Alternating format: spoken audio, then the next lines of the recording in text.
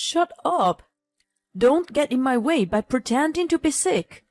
You're a useless housewife. I was feeling very sick, but my husband ran out of the house, shoving me aside. I suppose the husband and the wife were to support each other in sickness and in health. He left me behind. The word despair whirled around in my head as I slowly lost consciousness. Then someone unexpectedly came to my rescue. I'm Wendy, 32 years old. I married my husband Sam, of the same age about a year ago. I was leading a normal life as a working wife. We met at work, and he agreed with me to continue working after marriage. We shared the chores at home, but he was not very good at them. I gave him only simple things to do in the end. He didn't show any reluctance and was very proactive, so I had no complaints about my marriage. At one point, I had been feeling mildly ill and went to see a doctor. Congratulations, you have just entered the 7th week. To my surprise, I found out that I was pregnant. That day, Sam and I shared our joy together. I'm going to be a dad. It doesn't feel real. That's how it is in the beginning. It will grow little by little. We were filled with excitement. I was full of hope for a happy future, but despite my expectation, reality took a different turn. Hey, where's my dinner? It's your turn to cook today. And you didn't even clean the bathtub. I'm sorry, I'm not feeling well, so I couldn't do anything today. I was in a state of intense morning sickness in the first trimester of my pregnancy, and I was barely able to breathe. I felt nauseated all day and could barely stand. I spent most of my days at home sleeping. I couldn't even go to work and kept taking sick days. Sam didn't even try to understand my suffering and didn't give me slack. No work and no chores. He thought I was just being lazy. He blatantly showed his dissatisfaction and became grumpier with me. Don't rely on me just because you're pregnant. You want me to do all the housework and go to work? How can you be a mother if you're already like that? There were times when I thought to myself how he could treat me like that. At the same time, I understood that a wife who couldn't support him properly after he came home from stressful work was nothing but an annoyance to him. I thought about going back to my parents' house until my condition settled, but I was afraid to create an intractable distance between us. I hoped that my morning sickness was temporary and that it would stop in another 2 months. Until then, I just needed to make it work. That was what I told myself, but his disdainful behavior accelerated. The morning sickness somehow subsided after a little while, but the illness persisted for a long time. I was in and out of the hospital repeatedly, and I decided to take a leave of absence from work for a while. If I pushed myself too hard and something happened to my baby, I couldn't forgive myself. I discussed it with my doctor and my work, and we made a decision. Sam wasn't so understanding, though. Don't depend on me so much. It's your fault if you don't or can't work. While that may have been true, my decisions were made to protect the baby in my belly. Why did he need to blame me? I put up his unreasonable attitude. It's about the living expenses. I only get a small allowance during my leave. Can you contribute a little more from your salary? I pleaded with him. What the hell? Why do I have to pay for your portion as well? He wasn't helpful. I questioned myself if I should keep being married to him. My anxiety grew bigger and bigger like a balloon. I thought everything was going to turn out well when I got pregnant. How did it go wrong? The final straw was my mother-in-law, Anne. How are you doing, Wendy? One day I received a call from her. She had divorced her husband when Sam was in the middle school and raised him single-handedly. She was very sharp, but gentle and treated me well. You should move around a little while you're pregnant. It must be hard for my son to do the housework while working. You need to take charge of that. I felt despair being told by her.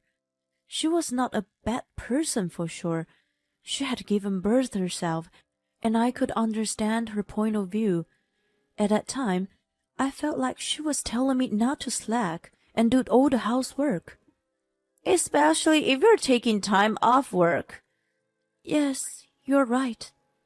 I was planning to discuss Sam with her, but I felt completely isolated after that. She didn't seem to take into account my feelings. Let me know when you need any help. She hung up the phone after saying that, but I was still bothered by the situation. Then, a disaster fell upon me. I had been feverish and lethargic all morning. On top of that, nausea came and went intermittently. I managed to prepare Sam's breakfast in the weak state and then laid on the sofa. You don't need to show off that you're sick, he grumbled and looked at me with disdain. I laid in bed after he left for work, but my condition didn't get any better. I was unlikely to be able to cook dinner for him. I contemplated ordering in, but then I remembered that our money was tight. The living expenses Sam gave me were far from enough, and I had to take out from our savings every month. In addition, my medical expenses for the upcoming birth weren't cheap. At that rate, we would have been broke before our baby was born. I called Sam nervously. I'm really sick today. I'm sorry, but I can't make dinner. Can you pick up something on the way back? What the hell are you talking about? You're a housewife. Yeah, but if I can't move, what am I supposed to do? I'm too busy. You go and get something. Don't make me do your job. After he hung up on me, I quietly wept. Later that evening, I heard the front door closing violently. Sam had returned home. Hey, honey, dinner is... Doesn't matter. I'm going out for a drink. At that time, my whole body was burning, and I could barely stand up. I'm feeling quite sick. I need you to stay with me tonight, I begged and pleaded. He quickly shoved me aside and yelled, Shut up! Don't get in my way! You're just a useless housewife who pretends to be sick all the time. He then walked out of the house. I had no strength to go back to bed and collapsed in the doorway. Somebody help me! I screamed desperately in my mind, but there was no one to answer me in the house all alone. Then I heard someone's voice from afar. In my fading consciousness, a familiar voice spoke to me. Stay with me! Who is this? I lost consciousness there. When I awoke, I found Anne staring at me anxiously. I was lying on the bed in the hospital. Wendy! Oh, thank God, you're awake! She happened to come over and called an ambulance when she found me collapsed at the doorway. You're safe now. Your baby is fine. I'll go get a doctor. Wiping her tears, she quickly left the room. According to the doctor, I was extremely anemic and had seasonal flu. If Anne didn't find me, the baby would have been in danger. I was feeling feverish all day, but I was surprised to learn that it was 104 degrees when I was taken to the hospital. But, Anne, why were you there? Sam told me that you were being lazy, and he wanted me to come and discipline you. He had been complaining, so she finally came to assess the situation and found me unconscious. I'm sorry. didn't even listen to what you had to say, but gave you a lecture. There was another reason for her visit. I also wanted to thank you for this. That red cardigan looks great on you. Her birthday was last week. I had always sent her gifts on her birthday, and for Mother's Day every year since I got married. I'm getting old. The cold weather feels harsher on me. I remembered she had mentioned it to me, so I sent her a cardigan. The color was a little bit bright to aid a youthful look, but the design was simple. Thank you for remembering everything I said. You've always been attentive and cared about others. I was concerned if you really did nothing at home, as Sam said.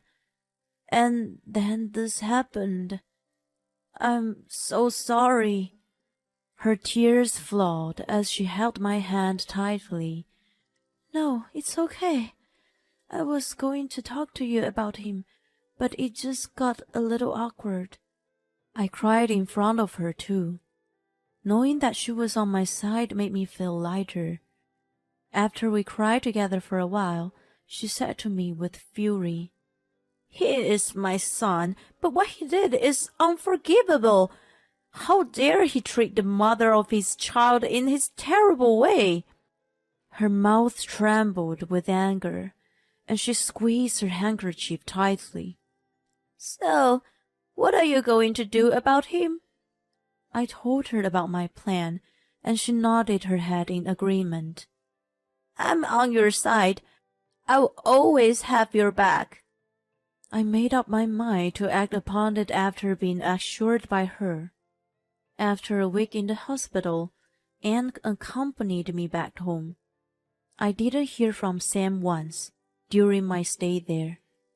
That no longer mattered anyway. When we arrived home, there was a terrible stench in the air, even though it had only been for 7 days. I felt like my nose was going to fall out. What's that smell? It smells like a wild beast lives here. Anne almost made me laugh, but I had it back.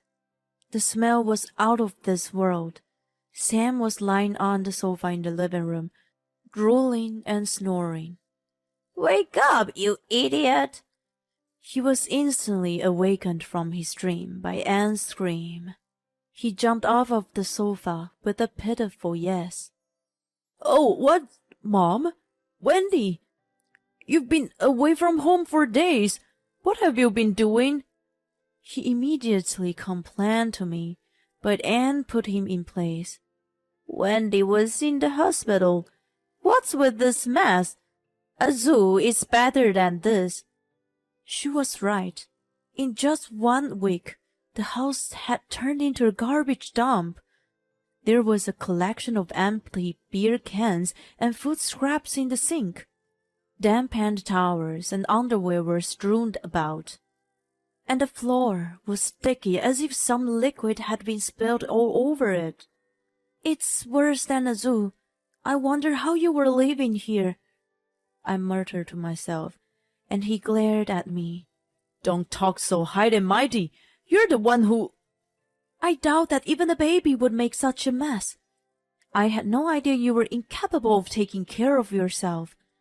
I calmly stated my mind. It was actually true. When I thought about it, I realized that I did a fair amount of cleaning and laundry. When I was at home, at least it wasn't as messy as a cage in a zoo. I had never imagined that he was a chimpanzee with no life skills. Why did you leave Wendy behind that night? He was completely overwhelmed by her pressure.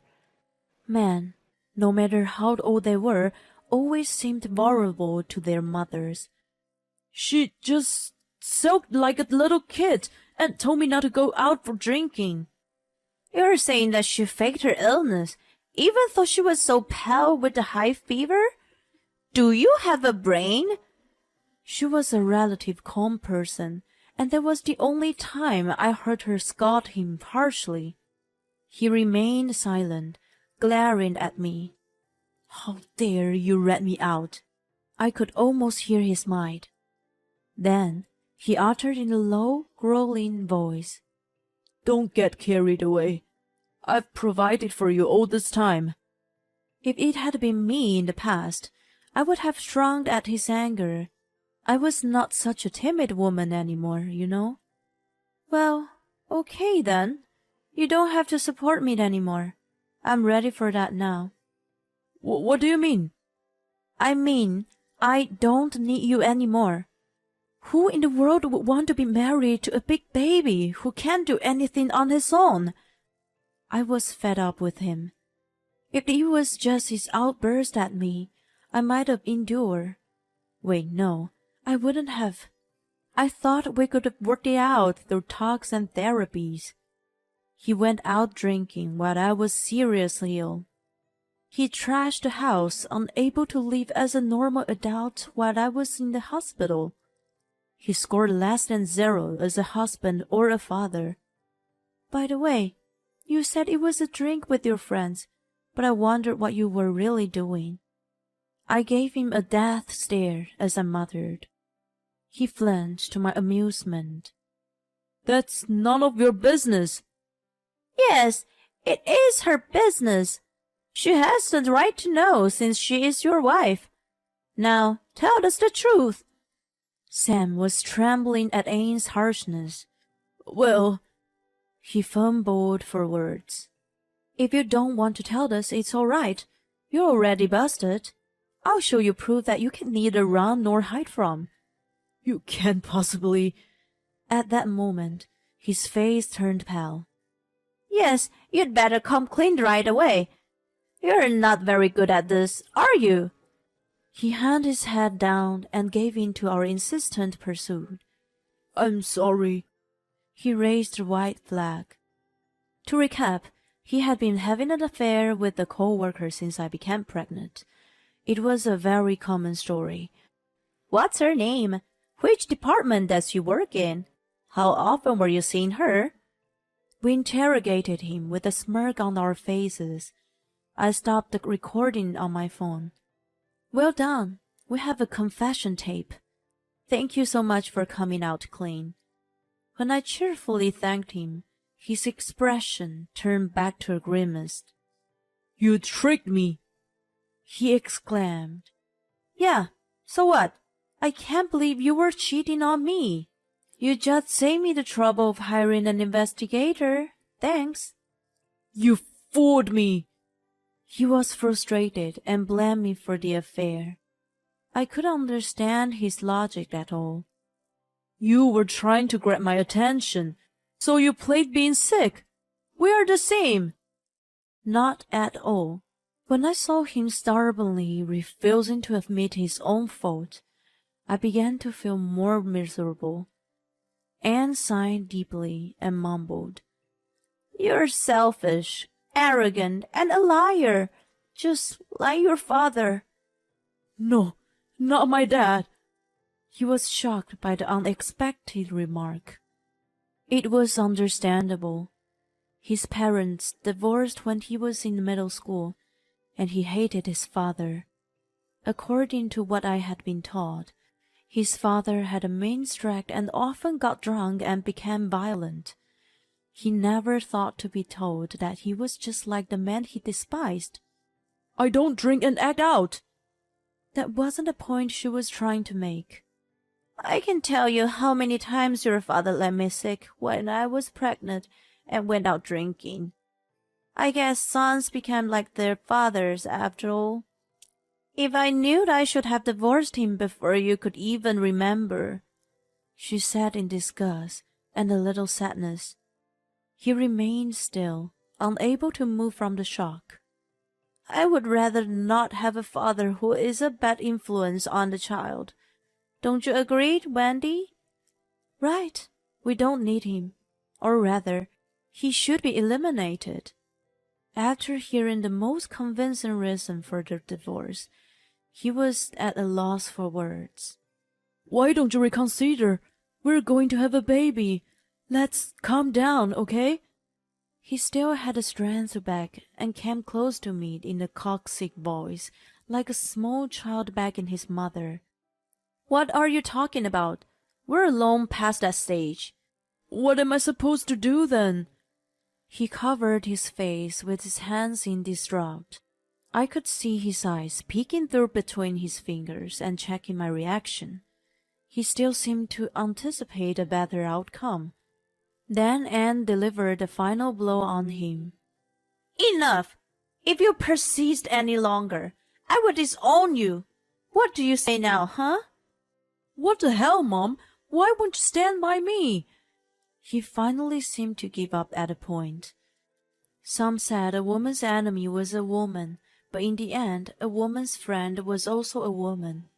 She stood by me to the end. I filed for divorce in the 7th month of my pregnancy.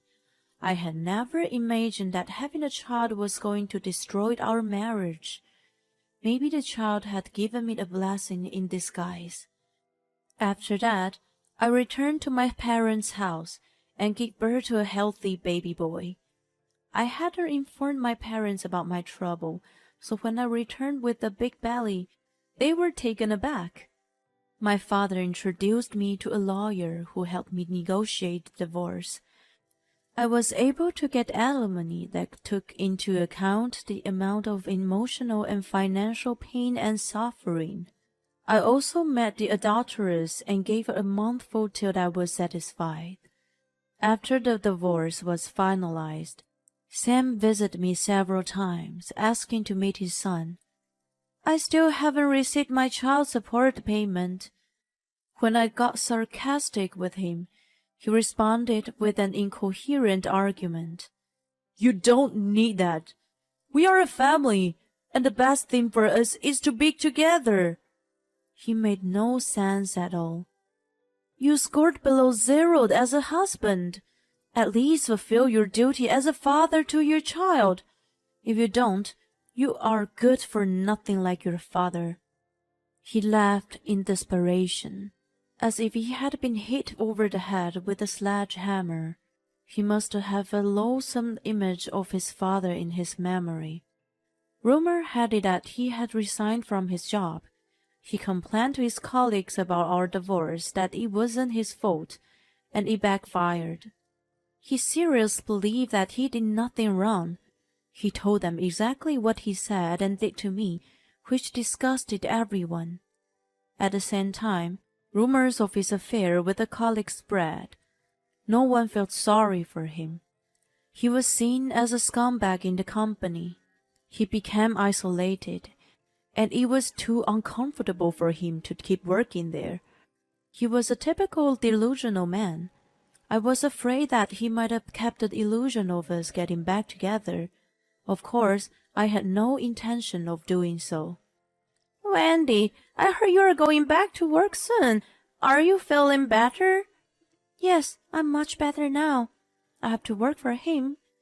That's right. You're a strong mother. I don't tell Sam about it, but I sometimes take my son to see Anne.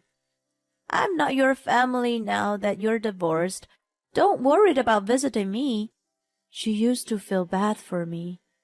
You saved not only mine, but his life too. Now she holds her grandson happily in her arms.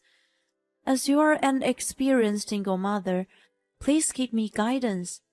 Of course, from now on, we're going to be sisters in arms, or fellow detectives who have driven a villain to confession. We have become more like best friends now. Well, this kind of relationship isn't so bad.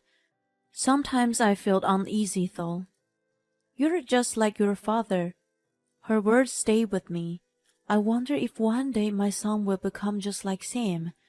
Will there be a time when I think like father, like son? There's no point in worrying about the future. I will teach him right from wrong. I will tell him the importance of kindness and compassion. My son will be my son, no matter what. Nothing more, nothing less. As a mother, I will risk my life to raise him. The sunlight softly shines through the cold winter sky. I feel like it's cheering me on.